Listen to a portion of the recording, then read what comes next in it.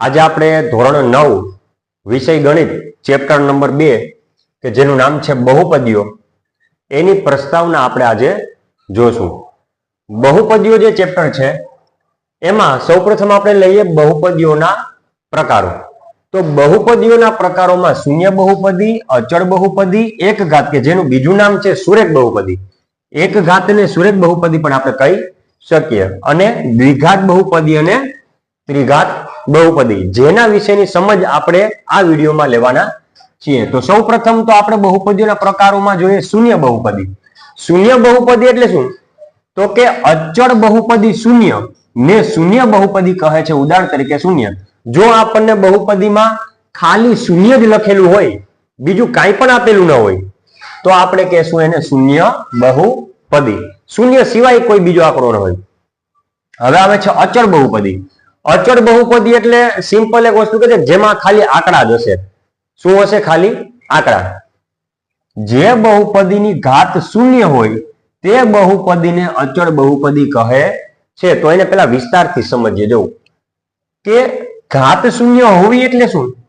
તો કે આ રીતના હોય, x ની શૂન્ય ઘાત વત્તા 5, x ની શૂન્ય ઘાત વત્તા 5। તો જો આ કઈ રીતે થાય? હંમેશા એક વસ્તુ યાદ રાખજો કે કોઈની પણ શૂન્ય ઘાત હોય ને, કોઈની પણ શૂન્ય ઘાત, તો એનો જવાબ 1 આવે। તો જો x ની શૂન્ય ઘાત જે છે એનો જવાબ શું આવશે? 1 અને વત્તા 5 એટલે કે શું થાય? 6। 1 વત્તા 5 બરાબર 6। તો જો તમને ખાલી શું આવ્યો? આંકડો જ આવ્યો। પણ ક્યારે ખાલી આંકડો જ આવ્યો? તો કે શૂન્ય ઘાત છે ને ત્યારે। એટલે જો મને કીધું છે, આપણે કીધું જે બહુપદીની ઘાત શૂન્ય હોય, બહુપદીની ઘાત શૂન્ય હોય, તો જો x ની શૂન્ય ઘાત એટલે 1 થાય અને વત્તા 5 એટલે શું થાય? 6। હજી એક વસ્તુ આપણે ટ્રાય કરી લઈએ। જો હજી એક આપણે ઉદાહરણ જોઈએ, તો કે 2y ની શૂન્ય ઘાત વત્તા 8, 2y ની શૂન્ય ઘાત વત્તા 8। તો જો 2 તો એમને એમ રહેશે। હવે કોઈની પણ શૂન્ય ઘાત એટલે શું આવશે જવાબમાં? 1। કોઈની પણ શૂન્ય ઘાત જવાબમાં આવશે 1 અને વત્તા 8। તો જો 2 એકુ 2 અને વત્તા 8, તો 2 માં 8 ઉમેરો તો કેટલા થશે? 10। તો જો ખાલી મને આંકડો જ મેળવ્યો। જો એટલે કે અચળ બહુપદી કહેવાય। શું કહેવાય? અચળ બહુપદી। ફરીથી જો y ની શૂન્ય ઘાત છે, જો y ની શૂન્ય ઘાત, અહીં કેમ x ની શૂન્ય ઘાત તો 1 થયું, અહીં y ની શૂન્ય ઘાત એટલે શું થયું? 1। એટલે જો ફરીથી આપણે વ્યાખ્યા જો અચળ બહુપદીની, જે બહુપદીની ઘાત શૂન્ય હોય, શું હોય? ઘાત શૂન્ય। તો જો અહીં ઘાત શૂન્ય, અહીંયા ઘાત શૂન્ય, તો એન્ડમાં જે આપણને જવાબ મળશે ને એ આપણને આંકડા સ્વરૂપે જ મળશે, 6, 10 એ રીતે।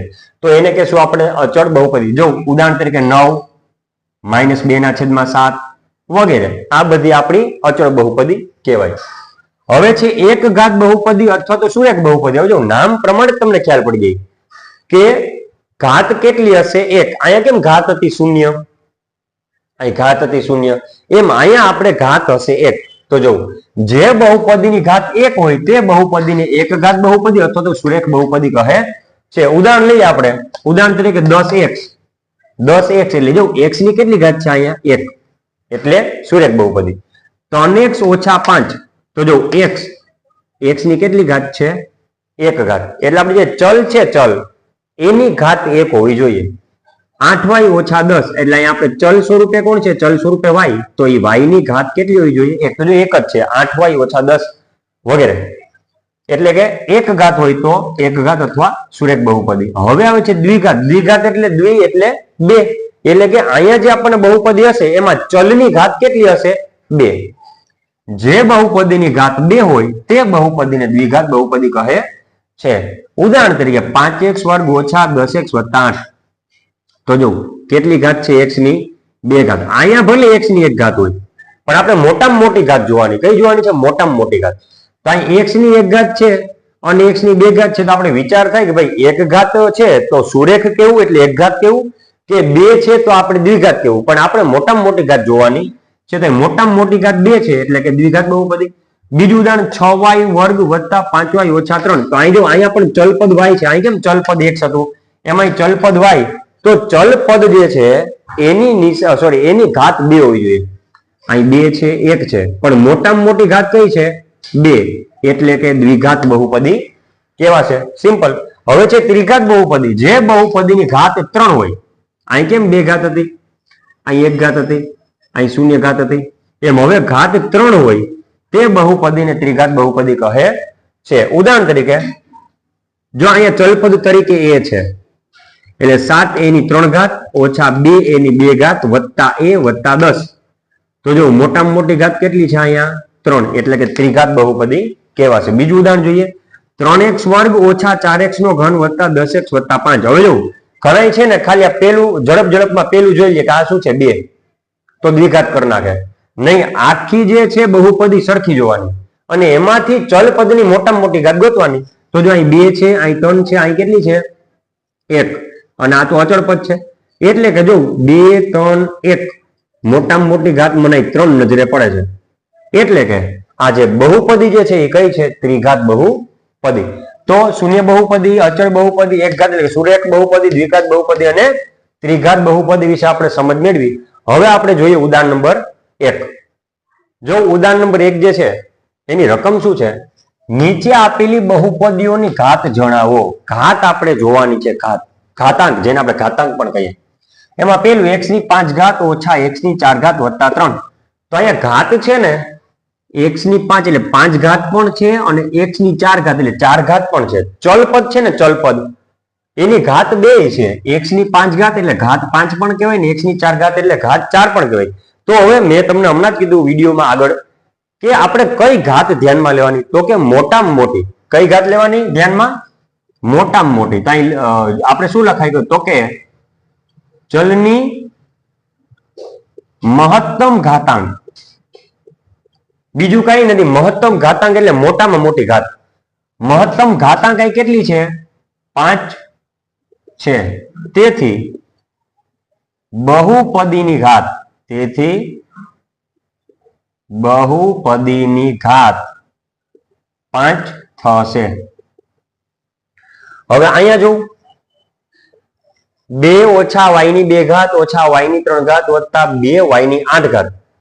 ઘણી બધી ઘાત છે, 2 ઘાત છે, 3 ઘાત છે, 8 ઘાત છે, પણ આપણે ધ્યાનમાં કઈ લેવાની? મહત્તમ એટલે કે મોટામાં મોટી. તો લખવાનું ચલ.